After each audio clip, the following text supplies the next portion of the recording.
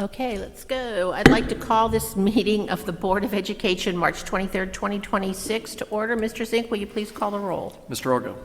Here. Mr. Horton. Here. Mr. Wynn. Ms. Schaefer.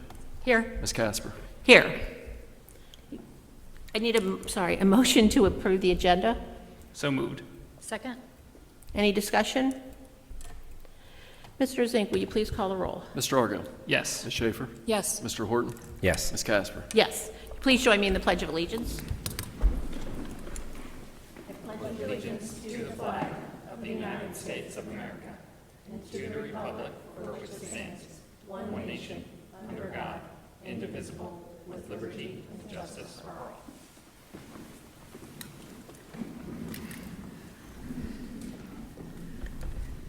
Okay, board president's comments. We will talk a little bit more about this later on, that Ben and Alex and I went to our OSBA Southwest Regional Conference. It's something they do twice a year. And I bring it up because at the Southwest Regional Conference, they recognize board members that have served a considerable amount of time. And at this conference, they recognized Mrs. Schaefer, she's going to hate me, Mrs. Schaefer for 15 years of service to the Lakota Board of Education. So I wanted to mention that, and let's give her a round of applause, just because we can.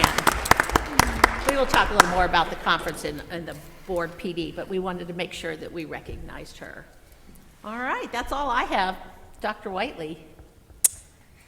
Well, in case you didn't recognize it from yesterday, spring is in the air with beautiful weather, right? And it will return. But I say that because next week is spring break for our district. It is hard to believe that it is fourth quarter. So I would encourage everyone to look at the district calendars, because there are lots of events going on each and every day, from our Barbara Sue coming up to district retirement celebrations to Athletic Hall of Fames to proms, you name it, there's something going on. So please check those calendars, because I already heard a child counting down the days to the end of the year today, which gave me a little bit of heart palpitations. But it will be a sprint for sure to the end, but I know that our students and our staff will finish strong. Great. Mr. Zink, treasurer. Nothing to share at this time. Nothing to share? No. Wow. All right, then we will move on to our student spotlight. Mrs. Fuller and company.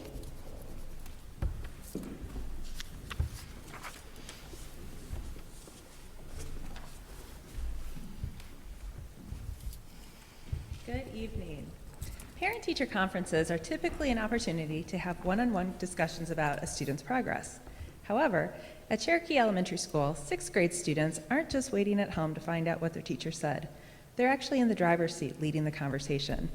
Cherokee teachers Rory Smith and Sam Engelbert are joined by 6th grader Camden Lanzarata and his mom Dawn to share more about this program. Good evening. My name is Rory Smith, and I'm a 6th grade teacher and team lead from Cherokee Elementary. With me, I have Sam Engelbert, another 6th grade teacher, Camden Lanzarata, a 6th grade student, and Dawn Lanzarata, Cam's mother. Together, we will be sharing our positive experiences regarding the implementation of student-led conferences at Cherokee. Our 6th grade is unique in that students follow individual schedules and work with multiple teachers each day. To promote student ownership and allow teachers to meet with more families, we introduced student-led conferences in fall 2024. In the weeks leading up to conferences, students prepare in class by compiling test scores, grades, and performance reflections into a portfolio. On the evening of conferences, students bring their families to the cafeteria. Students initiate the conference with their parents by reading through their portfolios. After a few minutes, each of the child's teachers will take turns answering questions about individual classes and sharing insights about their child. This format encourages students to take ownership of their learning, provide meaningful communication, and reflect on their academic progress. In order to continue refining the process, we asked for feedback from parents of 6th graders. We were pleased to see overwhelming support for this model. About 82% of families rated the experience a 9 or 10, noting increased student ownership and meaningful communication. Now I'm going to invite Camden to speak about his experience. Hi, I am Camden Lanzarata, and I am a 6th grader at Cherokee. This year, I got to participate in student-led conferences. I think these are so great for many reasons. First, it allowed me to express my own feelings about school. I got to tell my parents about things I like and don't necessarily like all the time. Plus, since I was talking to my parents, I felt very comfortable being honest and open about my feelings, which made conferences a lot less stressful. Second, with busy lives that we all have, I felt this was a good use of my time, as well as the time my parents and teachers spent in conference. In the past years, I had the teachers tell my parents what I had been doing in my classes, and I didn't even go to my conference. But this way, I got to tell my parents about all my accomplishments and what things I learn and do at school. Finally, I liked that during the conferences, the teachers still came up to us and talked about how good I do in class. They are so nice and kind and told my parents about my grades and big things that they needed to know, and even some great things I had recently done in class. Overall, I thought this experience was fun. It allowed me to have some good conversations with my parents about school and provided my parents with information they needed to know from my teachers. I am so appreciative of my hardworking teachers, and I thank you for letting me speak to you this evening.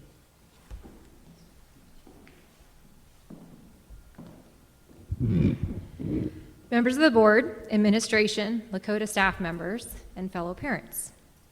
For years, the idea of piloting student-led conferences in my own Mason Middle School classroom has lived in the back of my mind, a someday project tucked away under the business of traditional reporting.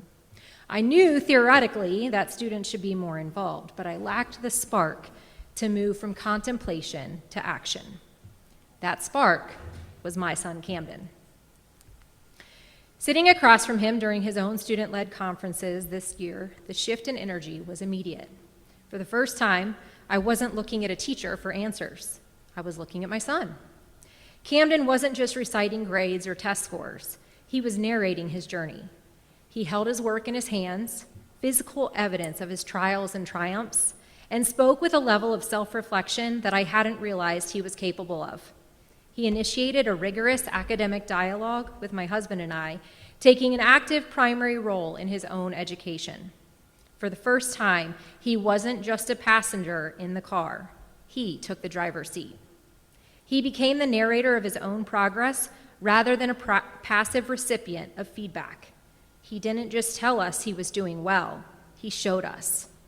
Seeing the tangible evidence of his learning through his curated work allowed for a level of transparency that standard reporting often misses. But the most impactful part was the self-reflection. By identifying his own strengths and hurdles, he stepped into a new level of accountability. He wasn't performing for a test.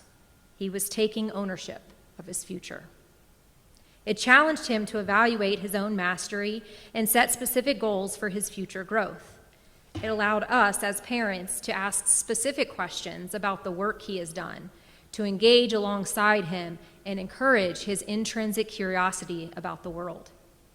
In that moment, the parent in me was beaming, but the educator in me was convicted. I realized that by sticking to traditional parent-teacher conferences in my own work, I was unintentionally silencing my students. I was denying them the very breakthrough I was watching Camden experience. That afternoon was the tipping point. I returned to my own practice with a relentless desire to pilot this model, of which I'm happy to report I did just 2 weeks ago. As I documented the increase in student agency and the deepening of parent-teacher partnerships, the ripple effect began.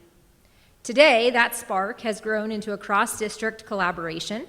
I'm now working with educators across boundaries to dismantle the gatekeeper model of conferencing and replace it with one that offers kids a transformative voice. We are no longer talking about students. We are creating the space for them to lead the conversation.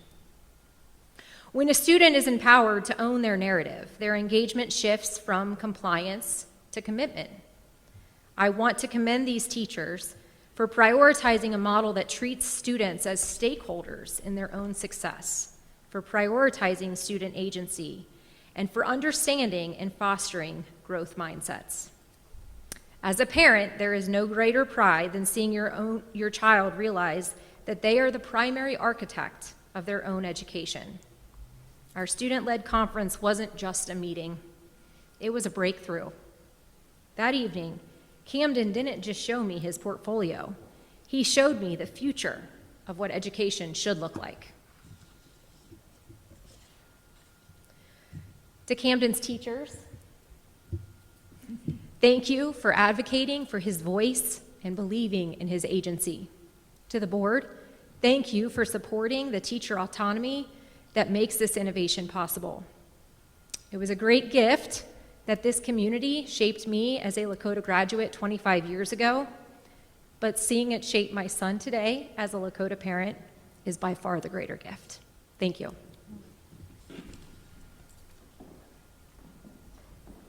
In Lakota, we prioritize a personalized approach to learning. Student-led conferences demonstrate this by highlighting how we honor each student's unique strengths, goals, and needs across all of their classes. Thank you for listening.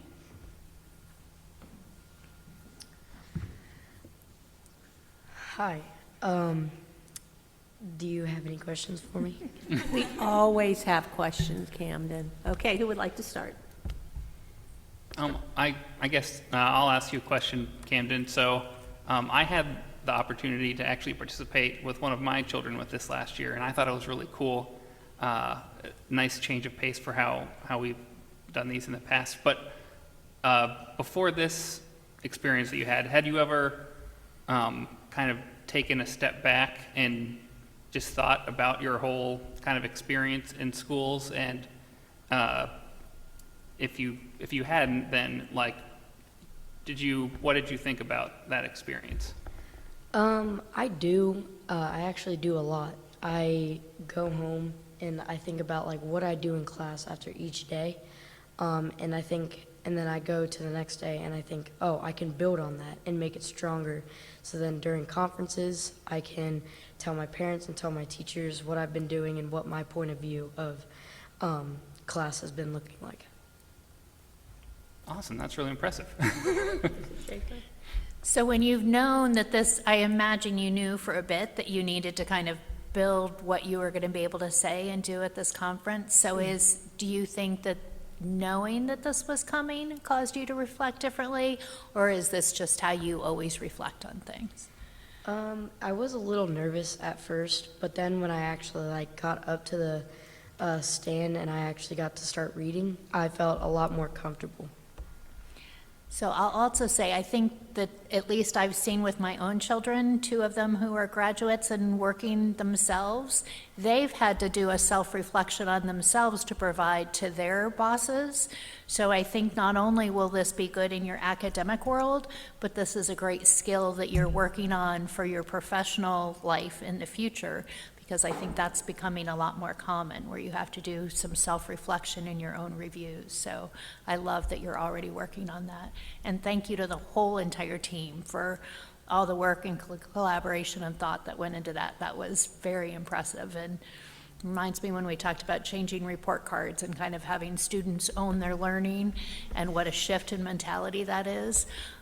So thank you for creating the vehicle for that to happen. Thank you.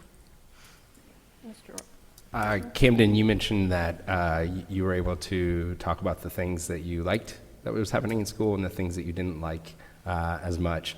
I'm not going to ask for specifics, but I'm just hoping that there's more things you liked than you didn't like, hopefully.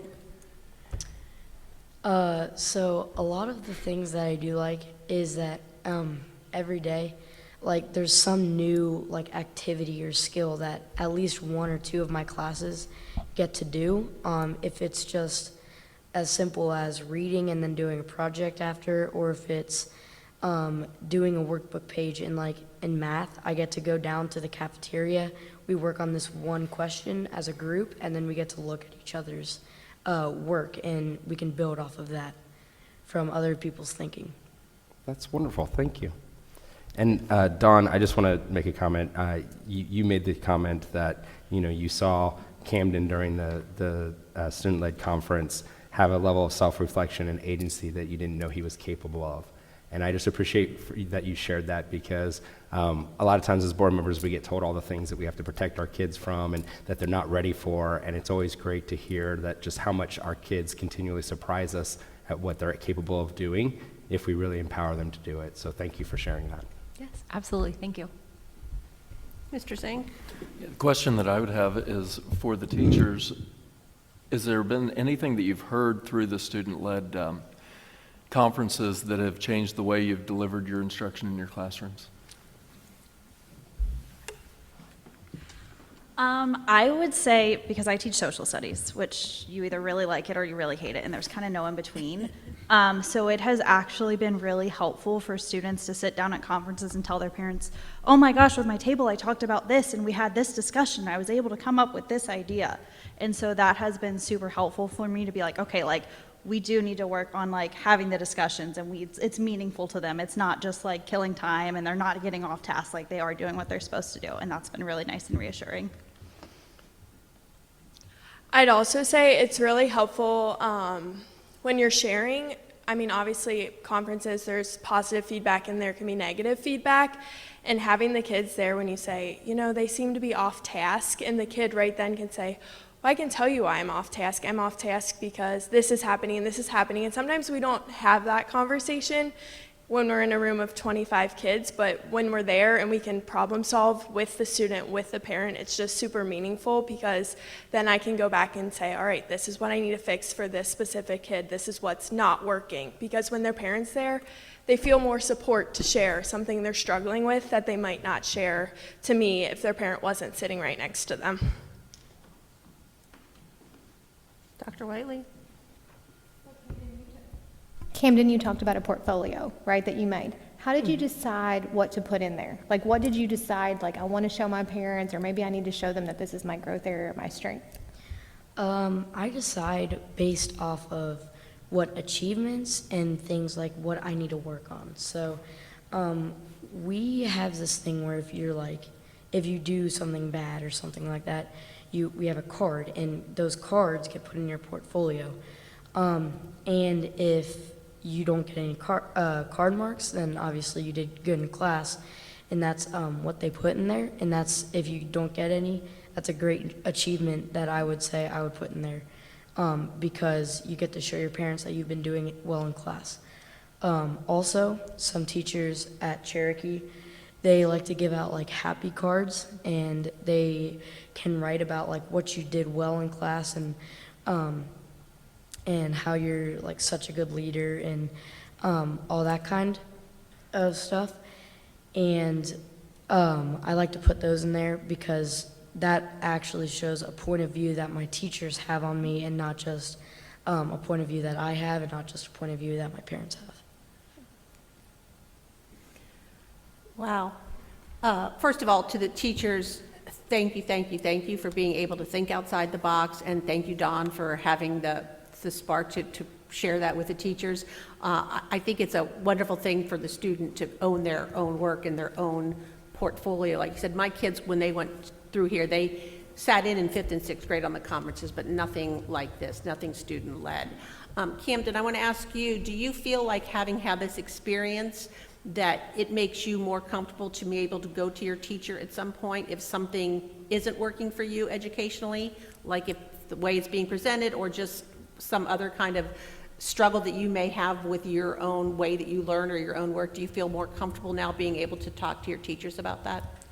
Yeah, I do, because that'll be whenever I do go up and I say, oh, I have a struggle, then not just my teacher can tell me, also my parents can listen, and we can work on that at home while I have some free time.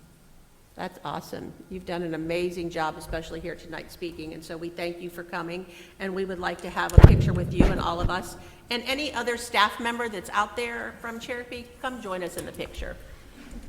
And I think we all need happy cards now. Yeah. We need to do We that all for the need board. happy cards now. He said they get happy cards. No, we need more happy cards.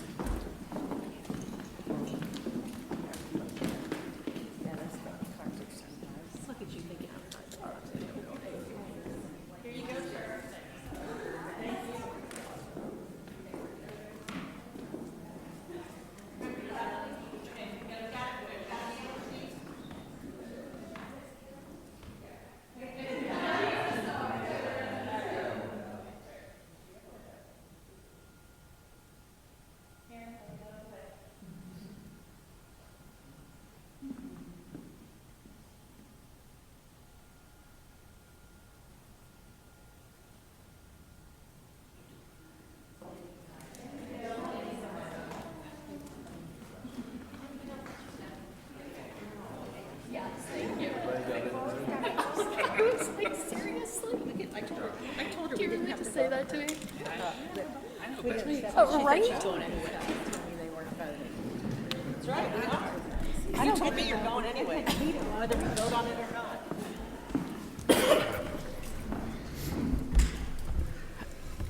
Right.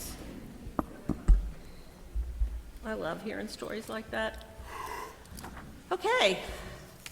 We talked about at our board retreat in whenever it was, January, February, about concentrating not only on our student spotlight every meeting, but some aspect of student achievement at every meeting. So Dr. Whiteley is going to start us off with our first student achievement report. So I'd like to highlight the Governor's Science of Reading Champion Awards. And what those are is ODU, or the Ohio Department of Education and Workforce. They recognize schools that are demonstrating a strong implementation of evidence-based instructional strategies aligned to the science of reading, where students are making significant progress. And if you remember last year, our teachers underwent a great deal of professional development through the state module around the science of reading. And so our curriculum department suggested that our K through 6 buildings apply for that because they thought that we would be a strong candidate for that, evidencing our students' progress. And so our K-6 buildings applied, where they had to write descriptions of how they were implementing those science of reading strategies that they had learned and share the data to support that implementation and what it was looking like in the classroom. And students that were selected as awardees are going to receive a school banner, and it's also going to be on the ODU website. And so this year there were 109 schools selected across the state, and I'm thrilled to announce that we had several award winners there. We had Cherokee Elementary, Creekside Early Childhood, Endeavor Elementary, Heritage Early Childhood, Independence Elementary, and Union Elementary. And so of the 109, we had quite a bit of big selection. And so I think that's just a testament not only to our new ELA curriculum that's working, our PD that our teachers have experienced around the science of reading, and also our students being able to really use those instructional strategies to show both achievement and growth. And that's what we really are striving for in early literacy and numeracy. Great. Congratulations to all those schools. That's amazing. Did anybody have any questions, any comments about? Okay. We will move on to board reports. Mr. Marshall, you're up with board policy report. Thank you, Mrs. Casper. Good evening. You should have a packet of policies and then a summary, a brief summary that goes with that. Our board policy committee met on March 3rd. The primary focus was on the winter update presented by Neola. There are a couple of other policies in this packet that I will mention that were not necessarily part of the winter update, but nonetheless are going to be a first read tonight. The first one, public participation at board meetings, 0169.1. We've had significant conversation on that one. Just a reminder that that's based on the template and board discussions. I'm going to go through these relatively briefly, and if you have questions, we'll take those at the end. 2431.06, that's the NIL in athletics. That matches the Ohio High School Athletic Association policy. 3440, job-related expenses. This allows for accrual of frequent flyer miles, credit card rewards, Kroger, etc. 4162, drug and alcohol testing of CDL license holders. It just updates and reflects current standards. 4162.01, again, drug and alcohol testing employees without CDL license. Updates current reflects current standards, but also alternative vehicles is code for vans and van drivers. 4440, job-related expenses. It's the same as 3440. It just allows for accrual of frequent flyer miles, etc. 5112, entrance requirements. That's the new date for kindergarten admittance. So now it's age 5 by the first day of instruction. 5113.01, that's the intra-district open enrollment, or as we refer to it as the ASC, or alternative school of choice. It reflects our new process. This was not part of the winter update, but since our new process has taken place, we wanted to make sure the policy reflects that. 6320, purchasing and bidding, mandated language change. In that, interestingly enough, the word school building were replaced by any building or any property. So it expands it beyond just the school building. 6325, procurement of federal grants funds, updates the threshold, increases that based on federal guidelines. 6460, the vendor relations, same as 3440 and 4440, again for the frequent flyer miles, et cetera. 6465, it's a new policy, and it simply is there to legally cover the district. 7540.02, the digital content and accessibility. This was from the fall update, and the reason it's being for a first read now is because we wanted to get a number of staff members' eyes on it to make sure that we were reflecting what we were doing in terms of our processes. 8600 through the rest of your packet all deal with transportation, and the two main things in all those policies, number one, although the state allows for vehicles to have the capacity up to 12 passengers, Neola does not recommend that, nor does federal guidelines allow for this. So we're going to stick with 9 versus 12 in terms of passenger limit. And then also, a district is permitted, if they choose to have the minimum age to operate a bus or alternative vehicle to be 18. We feel it's in the best interest to have 21-year-olds driving our vehicles, not 18-year-olds. And those are reflected in different ways through the rest of those policies. Any questions? Anybody on the policy committee have anything that they? I had a question and now I lost it. The policy for the public comment, does that reflect the changes that we talked about in the work session? Yes, Kelly. That we started with the template and we looked at in and out, and this reflects the the meeting, and then the template was the starting point for that. Yes. We talked about a maximum of 90 minutes and at 30-minute increments. Does that need to be spelled out in the policy? Or can we just put that like in the guidelines? It should be in the, It says, it just says minutes unless extended by the vote of the board with a total maximum of 90 minutes. I think that would cover us for what we For wanted. the 30, because we talked about doing it in Yeah. 30-minute increments. So on the transportation question, so we're only going to put 9 kids on a van instead of 12, correct? That is correct. Federal and state guidelines. Or And it's past 9 passengers, so it could be 10 total people. Is that accurate? That's my 9 understanding. passengers, Yeah, okay. just for that nuance. And while, Erin did a great job of talking with our athletic directors and our principals and things of that nature, while it would be convenient for us to be able to hold more passengers, that is in opposition to the federal guidelines. So this is one of those where the state and the federal don't match. And so we feel more comfortable following the federal guideline because ultimately that is the law of the land rather than just our state. And that new state law is very new. So we feel it's just better to stick with the federal guidelines. Because then we're compliant with both. Correct. So it was just the safer route, and we were also worried from an insurance perspective if that could get us into challenges. Any questions? Thank you, Mr. Marshall. You're welcome. Thank you. And we will have the second read and the vote at our April meeting. Facilities. Tomorrow, we will have a facilities committee meeting, as we do our master facilities committee meeting from 9 to 11 in conference room D&E. Really, we are just looking at, tomorrow we'll be focusing on timelines. I think as we continue to discuss options, I think not only from a Board of Education, but a community perspective, people talk about when will we see occupancy? You know, if and when we go to the ballot, like when do I actually see a building? When do I see that to fruition?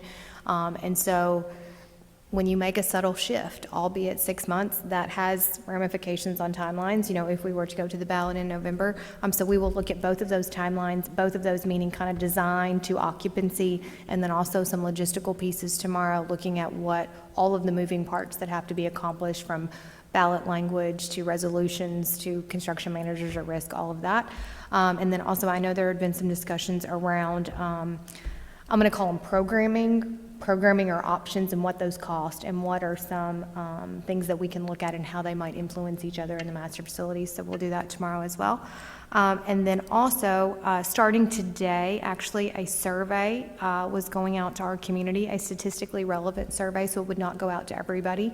I do think it's important to note that there is a survey, but that is not a Lakota Local Schools survey. That was not commissioned or paid for by Lakota Local Schools, although we will be able to see that data and kind of get some info from that. That was not commissioned by us or paid for by us. So if you do get that, I think it will come, it's digital, so it will come via a text or via email.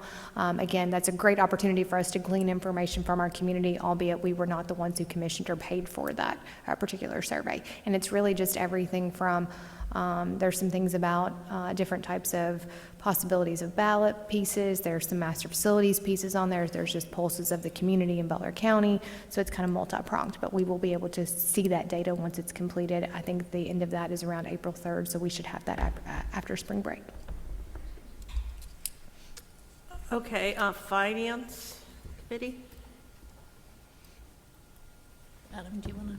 I can talk. Yeah, we had a finance committee meeting last week, I believe that was, where we reviewed some analysis and some data points, as well as talked about, what was the last thing we talked about? Oh, an upcoming RFP that we'll be having go out for third-party administration services on our healthcare. And so we also talked about transportation. That was a lot of the analysis that we had done, yeah, talking about the transportation contract that's coming up. Okay, sorry, I lost my train of thought. Board Professional Development, we did talk about how Alex and Mr. Wen and I had gone to the Southwest Region Conference, which they have twice a year. This was the fall one. It's basically a little bit of a legal update, some recognition, dinner, speakers. It's about 2.5 hours, so. Alex, did you want to say anything about that since it was your first one? There were some amazing student performances that we got to partake in, so that's always one of my favorite part of these things that I've been able to go to. And yeah, lots of legal stuff coming down the pipeline. So one of the one of the legal updates that they talked about that may be appropriate to discuss here is the bill that says that K-8 can have 2 30-minute recesses a day. That's something that we're going to need to keep an eye on. Absolutely. That is a master schedule changer for sure. And so actually keeping a close pulse on that, because as we, as we started negotiations, I anticipate the schedule might come up. And so we certainly want to have flexibility in our schedule, but no schedule changes would be happening for 26, 27 with the master schedule. It would be for 27, 28, so that at least would give us some timeline if that law passed to be able to implement that in a meaningful and manageable way. Right now, I understand it's in committee. I don't believe it's had any hearings yet, but they're coming. Are professional associations, like you were at the conference, are they going to push back on that at all, just recognizing the loss of instructional time that would create?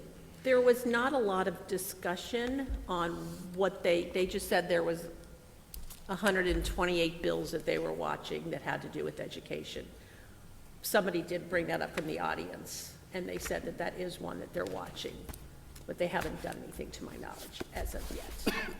They were very, I don't know if cryptic is the right word, but they were not very forthcoming on what they're doing. They have a new legislative person. I think she's still getting her feet wet, but they did mention it. It would also be interesting, Julie, to see how that translates to hours reported, because that's how we get our hour. Remember, when we moved from days to hours, it talks about recess counting in that in younger grades. So if you start to count that twice, which I don't think they would allow us to do, that would have to be redefined by the state as well in that calculation, because like I said, I think if you were able to count that twice, I don't think that would be a fair view of the instructional day. But I would assume if we go to that, there would be a look at how that would impact the start and stop time of school days. Well, and just the facilities. Correct. Like, as we're going through this facility plan, we don't have the physical space to house those kids. Correct. So that would have to be looked at as well if that law passes, because that's how our hours are determined, minutes and hours. I mean, think about a junior high student, they're 30 minutes staying out there, and there's nothing to do out there. We don't have playgrounds in the junior high campuses. So it's definitely something we should keep an eye on. Also, Doug, Alex, and I went to our National School Board Conference, COSBA, this 2 weekends ago in Louisville, Kentucky. So, gentlemen, would you like to? Yeah, I mean, sorry. Yes. So the last time I attended was 2 years ago, and the sessions that I attended were actually really, really good, very informative. My favorite one may have been the questions you should be asking your treasurer. So look out at them. I got a whole list of questions I need to be coming at you with. But it was really good because it was also a nice perspective, because you're there with all these school board members from across the nation. And it was interesting when you started talking, and a lot of the sessions were breakout sessions where you're working with fellow board members on a particular topic, but the themes that kept coming up across all the states were very consistent, as far as some of the attacks on public education, some of the funding challenges that all the schools are facing across the nation. So it was kind of reassuring that we're all kind of seeing the same headwinds and feeling the same kind of pressures. And there was a lot of sessions that were dedicated to creating connections, especially with legislators, to help bridge some of the gaps that we're seeing today. So it was a very, very good time spent. Alex? Yeah, I was going to say, there's a lot of good sessions that I went to too. As a newer board member, I learned a lot of just foundational things, I believe, and then went to a nice one on strategic planning. So hopefully, I'll be able to put some of that knowledge to use in the coming months. I guess one of the more interesting ones to me personally was there's one about student board members. So it would be something where you would have a board member who would potentially sit up here with us that's a student to give kind of student input. And so it's a very complicated process to get something like that started. But if there's any interest from the rest of the board, I could put something together a little bit more formal for you to understand what that looks like. And if there's not, then I don't have to. But yeah, I'd just be curious to see if there's any interest on hearing more about that from the rest of you guys. Yeah, that would be cool to take a look at. Yeah, I mean, I think it is, the person that I talked about said it was very complicated, and there was a district that tried it and then pulled it back because they said they didn't do their due diligence on enough information at the beginning, so they had to pull it back. But yeah, certainly something to look at. There was a lot of sessions on AI, which you would imagine. Every third session, yeah. A lot of sessions on AI and a lot of sessions on funding and some safety. I went to one that was so disturbing. It was put on by the FBI, Homeland Security, CIA, all of the people, about how kids are being targeted through apps and social media, and what is being done to these kids and how they're being catfished. They think they're meeting or talking to a 13-year-old, and they're talking to a 39-year-old person. And they talked about one instance where it took them 2 years to finally catch the person that was doing this to the child. It was just very, very disturbing. But it's interesting what the safeguards that they can put in place and what safeguards parents can put in place. I know that Mr. Todd has us pretty locked down back there, but they said it's so important for parents to know what these apps are, to know what your kids are listening to know what kind of safeguards you can put on them. But it was a little scary. Maybe glad my children were adults. That Mr. Wynn was not here for Butler Tech. I believe he missed the last Butler Tech meeting, and he is on spring break this week, and he is in Washington doing I think it's a field trip. I think it's like a university-sponsored trip to DC. So we will hopefully get a Butler Tech report next time. As always, the committee dates are at the bottom of the form if you are looking at those. All right, sorry, my computer just died a little bit. Okay, administrative report. That's just the So you have the first calendar read for 27, 28, so not next year, but the next year. Again, we like to be as proactive as we can with our families and put out 2 years' worth of calendars for planning purposes. Mr. Marshall worked with our DPC to get some feedback on the calendar, everything from, when's spring break, when do we start, all of those kind of things. But a calendar is a very delicate balance, right? Because you, especially at the high school level where you have semesters and you have to be cognizant of how many days are in each semester, and you can certainly get out later or earlier, but that pushes everything and moves everything. So got lots of good feedback on that. So what will happen at this point, this is the first read. The calendar would then sit for 30 days. It's a little bit different than policy. You can just go to your next meeting. This one actually has to sit for 30 days to get some feedback on, and then we would bring that up for approval in our next, after 30 days have passed. Any questions? I thank Mr. Marshall. Since we started doing this at DPC, it has become very helpful and very eye-opening because you sit people at tables with different grade bands, because elementary and early childhood kids are like, or parents are like, well, we want to get out. Why do we have to be end of the quarter before Christmas? Why can't we? And the high school parents are saying because otherwise your student is spending all of their Christmas break studying for finals that are in January. So I think it was a really good move when we did that. It was kind of eye-opening for parents of different grade bands to know what is happening at each level. And it is interesting because every single time somebody will be like, okay, I want to start at Labor Day and I want to get up for Memorial Day. And we're like, okay, here's the calendar, make that work. And then they're like, oh, no, wait, we don't have enough days. You have to. So I think it's a really eye-opening experience for parents to see how the calendar is done. So. I just had one question. With the first day happening on August 17th, is the idea that we would still do phase-in days on the 17th and 18th? So the phase-in days, just so you know, we kind of got a pulse from our principals about making sure those were still working. If you remember, those kind of started during COVID, and we actually really like those for getting to know not only does it help everybody just kind of flow in, but it also helps you really get to know your students because you have about half and half. I will say with the policy that we just passed about the first day of kindergarten, that is the first day that we report to school, so that would include staggered start days. So it's not the first full day, but it's the first day that school actually starts on the calendar. So that's a great question to remember just in terms of the policy that we passed. Or first read, not passed. Anybody else?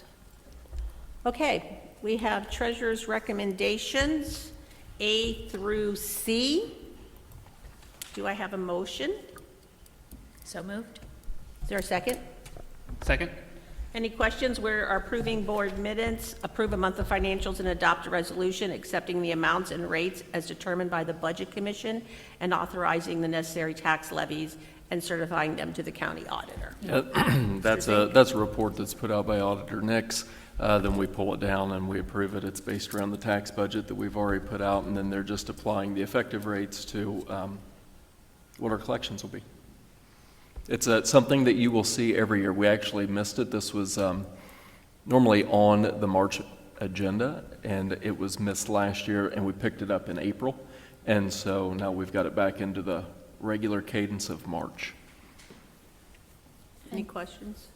So this allows us to collect the same amount year over year in levies that are passed, and is this the impact of House Bill 920? Is that why this is required every year? I don't know that that's exactly the end-all, be-all. It's just, I believe that this is something that has been a practice that has been done. I actually didn't do it in my previous county because it wasn't required. Here in Butler County, we do. I think it's been one of those that it's how we've always done it year over year over year, and we continue to do that for the approval process. And it's just they've now set the rates, and this is just kind of the local Board of Education certifying that the Budget Commission has received these from the Ohio Department of Taxation, and now this is what it's going to be based around. But I don't know that it actually can change much of anything, if that helps. Okay. Anybody else? How it's always been. All right, Mr. Zink, will you please call the roll? Ms. Schaefer? Yes. Mr. Argo? Yes. Mr. Horton? Yes. Ms. Casper? Yes. We need a motion to approve superintendent recommendations, approval of personnel items, approval of job descriptions, which copies are on file in the treasurer's office, approve our new science textbooks, approve the base bid and selected alternatives number 1, 2, 3, 4, 5, 12, and 14 from Cincinnati Asphalt Incorporated for pavement rehabilitation projects district-wide, approval of contracts, approve a resolution authorizing the 26-27 membership into the Ohio High School Athletic Association, approve field trip, and approve donations. Do I have a motion? So moved. Second? Questions, explanations, Dr. Whaley? Yeah, there's a little bit to unpack in there, right? I'll start with number 2, job descriptions. First of all, I want to commend our HR team. Mr. Bagshaw is in the back, but I will say his entire team. This is really a milestone. To say that every job description that we have has been touched and looked at and revised is huge. I think what we had before was a little bit of a mixed bag. And so now every role that we have, every role that we employ as a district, not a contracted job, but every role that we employ as a district has a corresponding job description that has been looked at not only for our current needs, but future needs as well, future ready. Previously, as a Board of Education, as a school district, we have not approved these. We have never board approved a job description. And I think it's important for you to see them in totality and just from your governance role because it has such an impact on making sure that we're legal, making sure that we're consistent and fair, making sure that they align with our priorities, making sure that we have really clear roles that people can be accountable for. All of those things really help us in our day-to-day operations.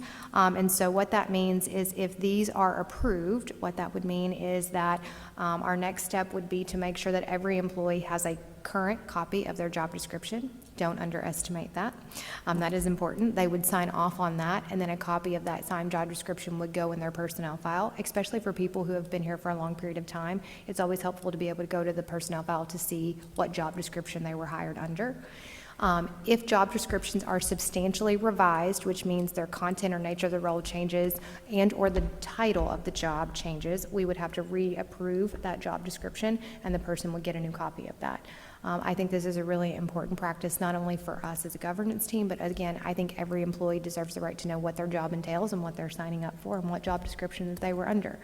So you hopefully won't ever have to do these in a big batch like this again, at least not for a while, but we would have this baseline, and then again, as things, as new roles are added, or if things ever substantially changed, you would see those as they come up in the future, but hopefully not a whole batch like this.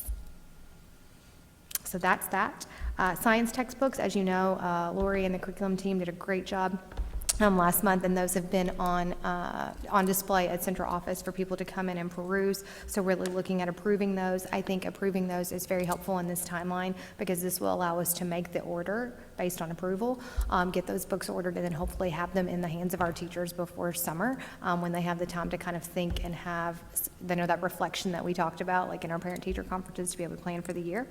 Approval of the base bids and unselected alternates. That's a fancy way to say our parking lots, right? We want to make sure that those are ready to go and what we need. There are some alternative bids in there, again, just trying to make sure that we're being fiscally responsible.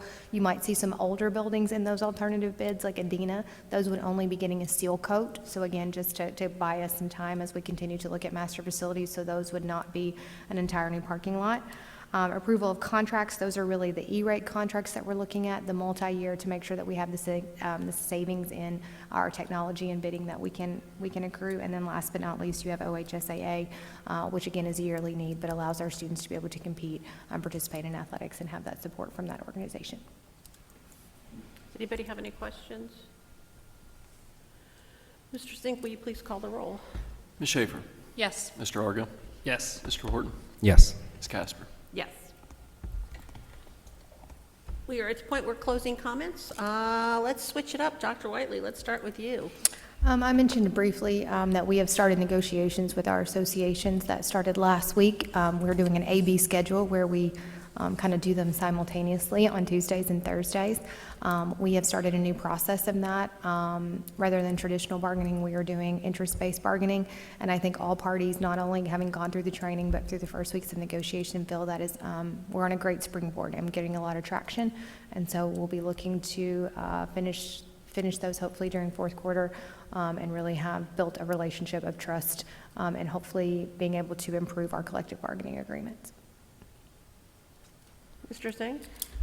I will give a congratulations to our neighbors to the south, Princeton, for winning the Division I state basketball championship. I went and watched the games this weekend, and they played very well all weekend. So congratulations to them and Mr. Card, former employee here.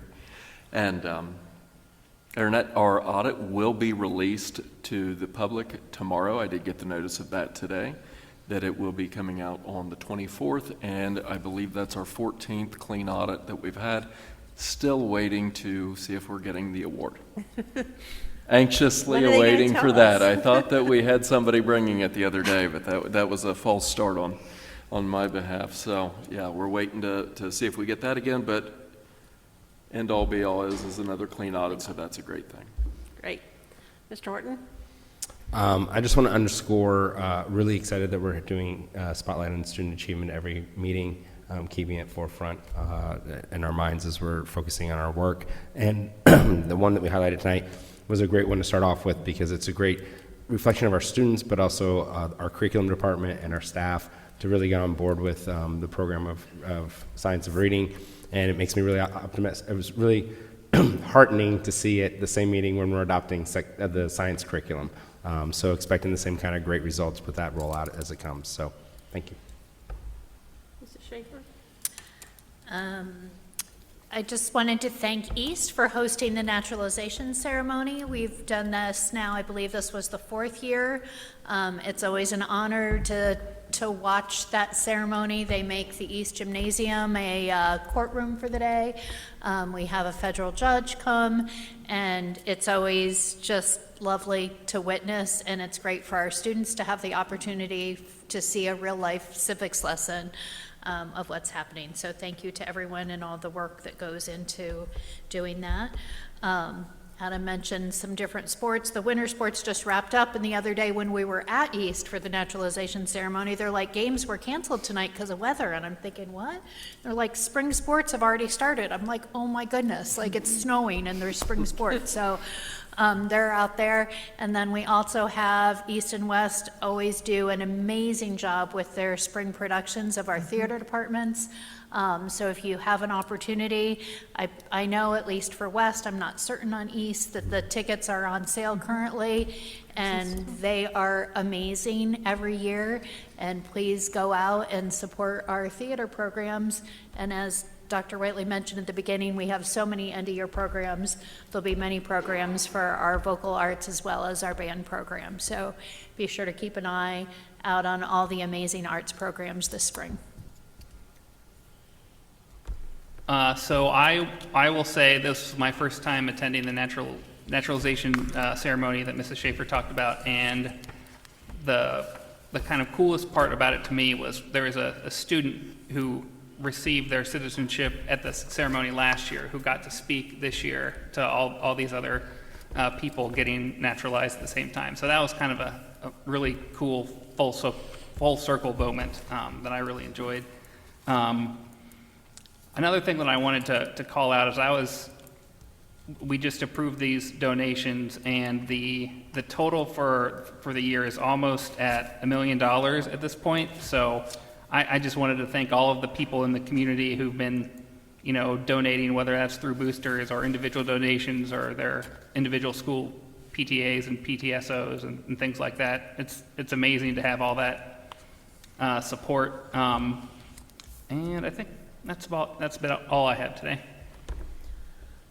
I don't really have anything else. Everybody hit all the highlights, so we will take a motion to enter into executive session to consider the appointment, employment, dismissal, discipline, promotion, demotion, or compensation of a public employee or official, Ohio Revised Code 121.22 G1A, 2, to review details to receive to the security arrangements and emergency response protocols, because disclosure of the matters discussed could reasonably be expected to jeopardize the security of the Board of Education, Ohio Revised Code 121.22G61, and 3, to prepare for conducting or reviewing negotiations or bargaining positions with public employees concerning their compensation or other items and conditions of their employment, Ohio Revised Code 12122G.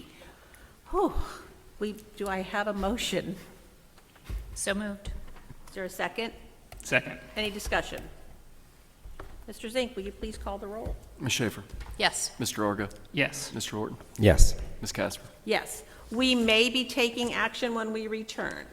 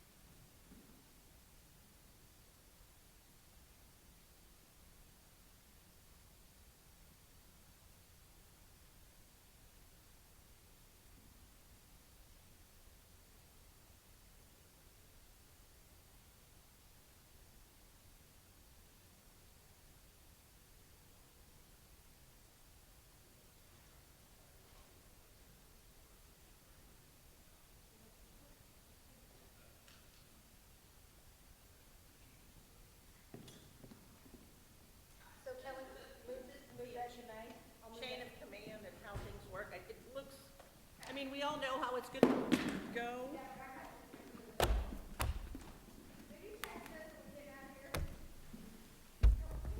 Did you send the SRO home, I hope?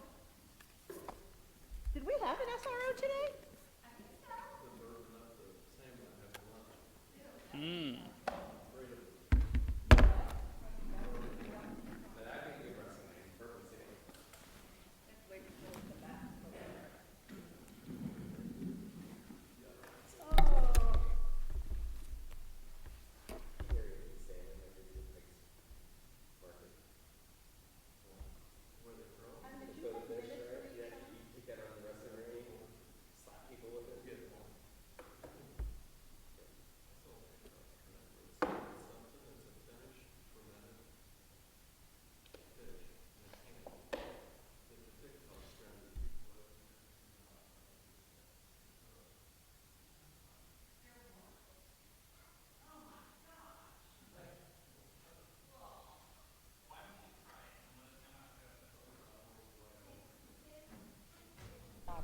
I thought about, My husband loves the tin fish. I don't like it at all.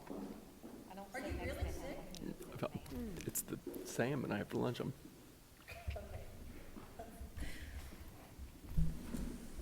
Okay, I'm pulling us out of executive session, and I'm asking for a motion to adjourn. So moved? Second. Any discussion? Mr. Zink, will you please call the roll? You guys are doing this like a committee meeting. Love it. Ms. Schaefer? Yes. Mr. Argo? Yes. Mr. Horton? Yes. Ms. Casper? Yes. Thank you all.